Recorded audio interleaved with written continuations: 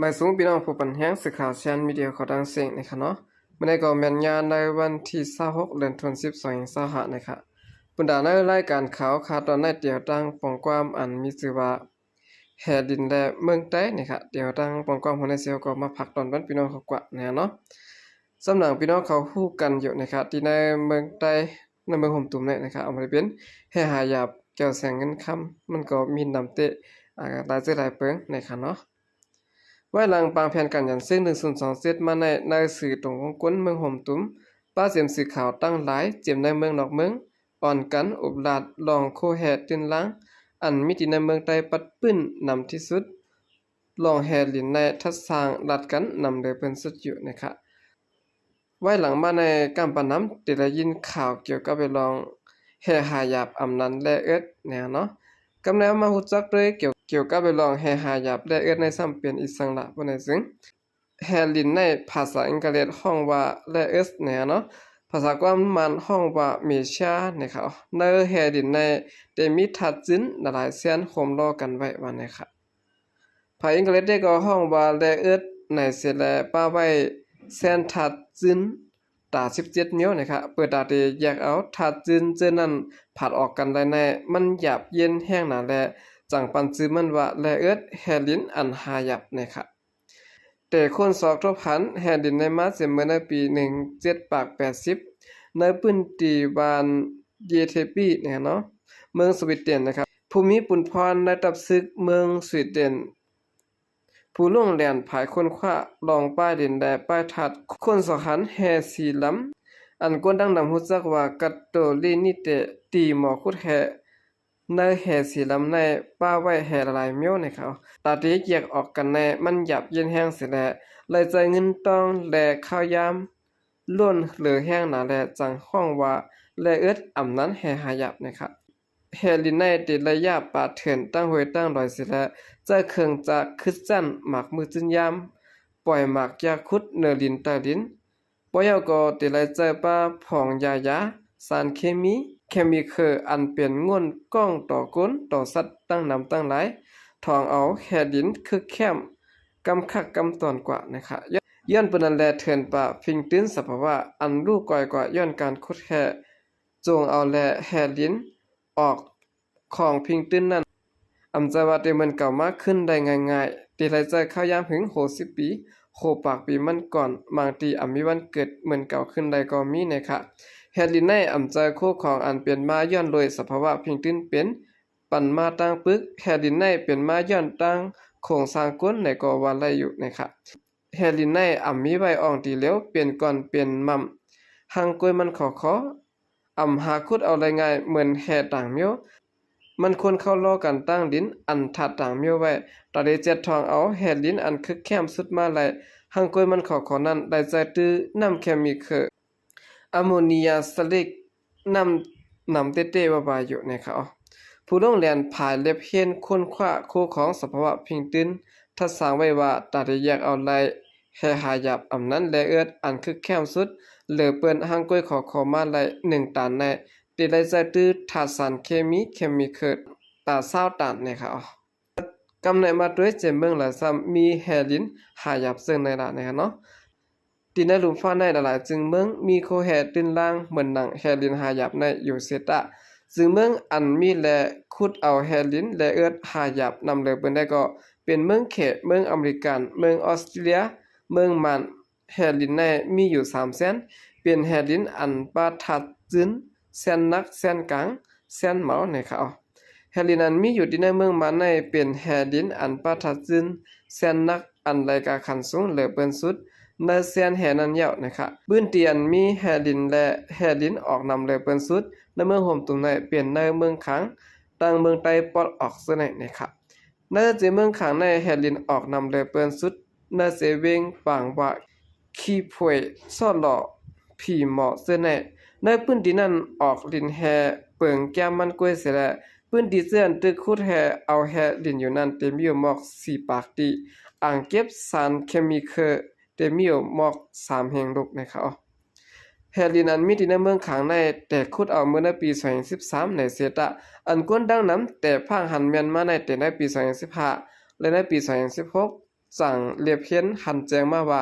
การขุดแห่ลิ้นในมีปัญหาเกิดขึ้นหลายรองในอยู่เมื่อในปี2020ในการขุดแห่ลิ้นสืบเฮิงขึ้นมาสิได้ในปี2021เงาลายวันเมืองแต่แหลกหลายมีลองนิมเศร้าอันขุดนำมาหาวแห่งติว่าในเปลี่ยนไว้หลังจอมซิกซึกมานมินออนไลน์ก็ยุกยองเอาเจ้าเก่าเปลี่ยนแกมจำจึงเมืองโฮมตุ่มยำเดียวแต่ยึดเมืองเมื่อในปี2021เล่นเพียพอลีนั่นอยู่นะครับจำหนังผู้ลงเรียนภายเก็บข้อมูลโคของสภาวะและพิงตื่นในเมืองโฮมตุ่มเก็บของไว้นั้นและฮู้ว่าในปี2022นั้นสารเคมีเคอันเตไลไซตือในการขุดแห่ลิ้นในสิเมืองขางตีจิเวงขี้ผวยนั้นโลอะโมเนียซาเล็ก900,000 ตันนะครับตั้งน้ำสารเคมี900,000 ตันในเป้งกันตั้งการใจตื้อฝุ่นทัดตีลิ้นผูกซ้อมในเมืองโฮมตุ่มปัดปื้นหมอก18 ล้านเอเคอร์นะครับเมื่อห่างปี2023นั้น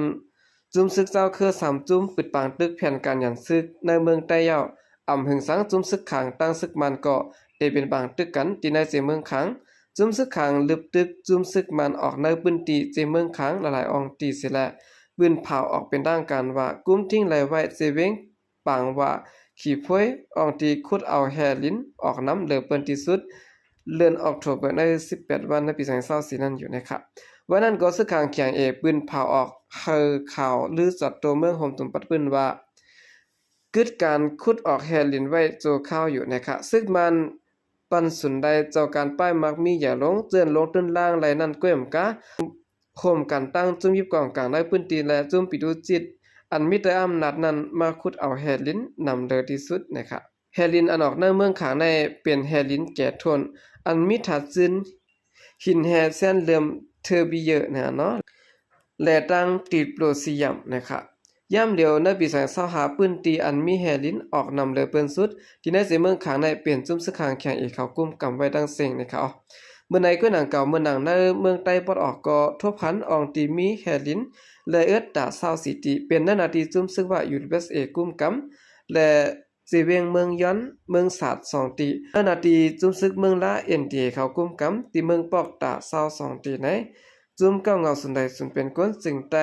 SXIF ออกลิกปืนเผาหายงานไว้บ้านหนังไหนเมื่อในปี2021นั้นในคณะอองตีคุดแฮและเอิดตีสิเวียงเมืองย้องเนื้อนาทีจุ่มซึกเมืองละ NDA เขากุมกำมี3ตีตา2ตีห้ามกว่าถึงมาในปี2025อองตีคุดแฮลิ้นเพิ่มมาแทง19ตีนะครับอองตีคุดแฮลิ้นในสิเวียงเมืองปอกในเต็มมีในแก่กลางแม่น้ำโขงและแม่น้ำของเปลี่ยนจุ่มซึกว่าอยู่ USA เขากุมกำไว้กำสื่อเสียและปันสุนใดคอบันนี้เจ้าการมักมีเมืองแขกเขามายาปาดเถินเพียงตื้นเปลี่ยนเมืองใต้ขุดออกโคแห่ตื้นล้างอันมีกาคันใหญ่กว่านะครับก่อนนั้นซึ่งมันไปยึดเมืองนั้นลองการขุดแห่หาหยับและเอิดในมันก็มีอยู่กำพองก้วยกะว่ามันอ่ำป้อน้ำออกดีขุดเอาแห่ลินในมีอยู่หมอก 2-3 ตีก้วยนั่นก็เปลี่ยนนาทีจุ่มซึกว่ากุมกำก้วยกะไว้หลังซึกมันยึดเมืองมายาวในการขุดเอาแห่หาหยับและเอื้อในนำมาเด็กเก่าในใจหันแสงผู้คันปากจุ่มเก้าเงาสุดในสุนเป็นก้นจึงได้ SKF เขาปืนเผาไว้นังไหนเพราะนั้นยามเมื่อวันเมืองสุกสักแข้งเปลี่ยนพ้องซึกมันสุกซ้อมการเมืองการซึกแข้งไว้ภายหนึ่งก็เอาน้ำเม็ดน้ำตอนพอวันเมืองสุกสักเพราะเหมือนความใต้ฮาว่าก็งุ่มป่าเมื่อน้ำขุนนั้นขยับมาเลี้ยวอองตีคุดแห่ดินแน่ภายเฮาคาหาหันไว้2ตีค่ะตีหนึ่งเปลี่ยนเนื้อนาทีจุ่มซึกว่า USA กุมกำสื่อเขาตั้งเมืองปอกตีแดนดินเมืองเขตแทงที1-3เปลี่ยนตั้งเมืองสัตว์เมืองย้องซ่อมแดนดินเมืองใต้เมืองไทยในอ่ำใจซุ่มซึกว่าเขากุ้มกำนะครับภายจุ่มซึกมันก็โคมกุ้มกำป้าเขาเย่าก็เมื่อปนมาไปถึงในก็ภายจุ่มเฮาขาดทบหันแทงตั้งเมืองลาแทงที1นะครับแฮนออกในเมืองใต้ในนะครับเนาะมีไว้หลายๆเส้นนะครับตั้งเมืองใต้ปอดของและปอดจันในมีฐานหินล้ำนอกเหลือสินั้นก็มีปลาค้ำมากันนิดเจ็มเจอในเมืองใต้ปอดออกตั้งตาเลเมืองเลียนนาหายหลงจึงในก็ยังตึกมีการขุดค้ำอยู่ห่านต่อถึงยามเดียวนะครับและฮู้ว่าขอบันนี้เจ้าการป้ายมังมีเมืองเขอันยาสภาวะพิงตื้นเป็นเสียและขุดเอาแฮลินในเมืองใต้ต่อส่งขายเข้าสู่ในเมืองเขในอำต่างไม้พังดงบองจึงเมืองหอมตุ้มเปลี่ยนต่างกันไว้นะครับน้ำเคมีคืออันจะตื้อในการขุดแฮลินนั้นไหลลงเข้ากว่าเนื้อแก้แม่น้ำขาอันไหลเข้าในแม่น้ำโขงและสืบไหลเข้าสู่แม่น้ำลอยไหลเข้าสู่แม่น้ำของแลนดินเมืองใต้เมืองลาวที่จับกันเจอในป่านะครับ จุ้มเก้างอสุนในสุนเป็นก้นจึงใต้ออกดิกผืนให้งานยืนยันไว้ว่าเปิงพังหางไล่คุดเอาแฮจอมสันน้อยในเมืองใต้ปะออกในเหมือนกันตั้งไล่คุดเอาแฮลิ้นได้เอื้อในเจเมืองขังเปลี่ยนไล่ตั้งอันใจตื้อเปิงในทองเอาแฮลิ้นอยู่ในเมืองขังนะครับแฮลินลำลองเสื้อหือหลาประวันในซึ่งเนื้อกาปันวันเมืองยามเดียวในเครื่องใจโคสอยขึ้นกลับมากูมือกูวันเอามาที่เป็นรถก้าฝนคอมพิวเตอร์เครื่องไฟฟ้ากูลองป้าเสียมเครื่องโคอันเจ้าตาแกดแขวันเมืองเหมือนหนังกองกลางกูเซียนเครื่องมินตึกนิวเคลียร์และหมักมือซึนยามซึนในดื้นไหลใจตื้อแฮลินและเอื้ออ่ำป้าอ่ำเป็นนะครับในเครื่องใจตื้อกับปันย่ำเดียวอันจันส่งมาอยู่กูมือกูวันอันเฮาขัดด้วยฝนด้วยทีวีหันได้แจ้งขึ้นมาเหลือเก่าอยู่ในเปลี่ยนย้อนเบอร์แฮลินอันใส่ตื้อสายปานได้เครื่องไว้ลองขึ้นอย่างการหุ่นมุ่นวันเมือง1ลูกแลโคตื้นสภาวะในมันตื้นอ่ำกลางกันได้ละโคแฮตื้นล่างอันมีที่ในเมืองโฮมตุ้มกำบันนำในลำลองตาคักการเฮ็ดออกใส่ตื้อขึ้นกับนะครับเหตุจะได้เป็นคู่อันอยู่หน้าลินและมีกาคันสูงและภายเจ้าการป้ายมักมีจังซ้อมคนสอกหาเฮาป้อไหลนั้นขยะโครงสร้างเฮ็ดให้เปลี่ยนคู่ของใจตื้อไหลกำสื่อไหนใจหันแสงผู้คันปากจุ่มก็งอสุนไหลสุนเป็นคนสึงใต้ SKF สับแรงหลัดนี้ป้าไว้หนังในแห่ลิ้นและเอื้อในมันเปลี่ยนแห่หาหยับและกาคันมันก็สูงเหลือเปิ้นสุดในเสียนแห่กูเมียวๆในแห่ลิ้นในใจตื้อไหลตีเครื่องจากฝนรถกาอันใจแห้งถัด EV และด้านเครื่องอิเล็กทรอนิกส์กูเซียนเขาเสียมเจนในเลยสินั้นก็เอาเฮ็ดเครื่องใจตื้อในคักการแกดแขซึ่งเมืองเหมือนหนังเครื่องมินแก๊ส16เขาเสนในปาและแฮลินในเปลี่ยนโคแฮตื้นล่างสภาวะอันมีแต่ลินคึกแคมลำดองเตะๆย้อนเปิ้นนั้นวันเมืองอันมีรองขึ้นอย่าและมีมหาอำนาจใหญ่ลงนั้นหาคนสอกเอาติกวันให้เขาแฮลินในออกหน้าจึงเมืองห่มตุ้มอันมีปัญหายุ่งยากสุกสักการเมืองการซึกเมื่อหนังในเมืองขังเมืองใต้เมืองมันทุงเปงจะได้เป็นแดนดินจับกันตั้งเมืองสันน้อยจึมจะได้ในเมืองห่มตุ่มในแห่ลินออกมีไว้ในจึงเมืองขังนำเลยเป็นสุดว่านะครับย้อนเบอร์ผู้นำจึงเมืองและจุ่มยิบกองกลางกุมกูจุ่มข่มกันตั้งผู้มักมีลงในจึงเมืองแห่งใหญ่มีอาณาสูงสุดเมื่อหนังเมืองเขตเมืองอเมริกันจะนั้นเสียและเหตุการณ์ซื้อขายแห่กูเซนต่อกันมานับปียาวเข้าหึงอำวนสอนต่อกวนมนปืนตีเจียนอยู่ทางเซาจอมตรงต่างนั้นเสียและวนสอนตับพรปุ่นเจ้าเก่าเผามันเก้นะครับย่ำเดี๋ยวสายน้ำอันดอไหลเลี้ยงกวนมนปืนตีอยู่นั้นเย็นเปลี่ยนน้ำอันมีงวนกล้องน้ำแอซิดกว่านกหนูปูปลาเสนไหลปึงอิงเกน้ำและเถื่อนป่าไม้ก็จับต่างเปลี่ยนเย็นเปลี่ยนปลาหลังปูเฮากว่ากวนเมืองเจินใจตื้อนำก็จางจับต่างเปลี่ยนผิวหนังจางเปลี่ยนแก่นสะแม่น้ำอันกวนเมืองในพื้นที่ยามใจตื้อมาปานสิปานนั้นเป็นน้ำกว้างกว่าตังเกก็เป็นไรนะครับนกก็อำห้องเกน้ำเส้นเล็กเส้นใหญ่อันยามมีรองเส้นสายนั้นก็ขุ่นอยู่ตั้งปีปูปลาตัวสัตว์แนะนำก็อำเลืองตำงาดาสัตว์เขาก็ห้ามกันมาเข้าตอนน้ำอำออกโป่งห้องก่อนรสสารเคมีไหลนกหนูตัวสัตว์เหนือกล้องก็อำเหลืองไหลเมื่อหนัง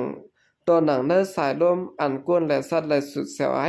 สืบล้มถอยใจกันอยู่กูมือกูวันใดก็มีงวนกล้องนำมาบางปอกย่างไหลหันวัวก้อยเปลี่ยนเจ็บเปลี่ยนเย็นนอนเหยียดลู่ตายกว่าในเถื่อนป่าเสนก็มีดังน้ำนะครับสันดอยอันมีดังห่างดีสีเขียวสีเหลืองจอมขิงข้าวสภาวะโครงสร้างนั้นก็ย่ามเดี๋ยวในเย็นเปลี่ยนสันร้อยอันห้ามต้นไม้ต้นตอกล้อมอ้อมต้อมแอมเต็มกว่าเสียงเสียแลคนมาในพื้นที่ห้ามตีผูกซ้อมกว่าตั้งน้ำนะครับ